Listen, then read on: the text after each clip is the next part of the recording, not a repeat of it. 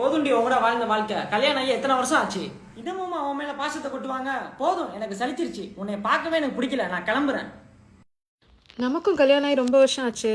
நம்ம புருஷனும் அதே லவ்வோட தான் இருப்பாரா? செக் பண்ணி பார்த்துட வேண்டியதான்.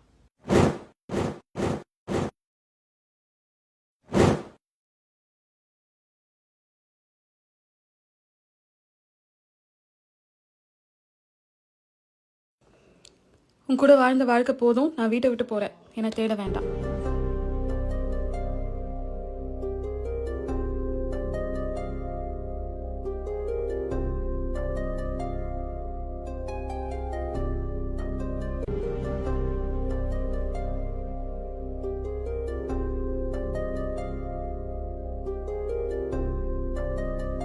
ஹலோ, நமக்கு இருந்த ஒரே தொல்லையும் முடிஞ்சு. அவள் வீட்டை விட்டு போயிட்டா.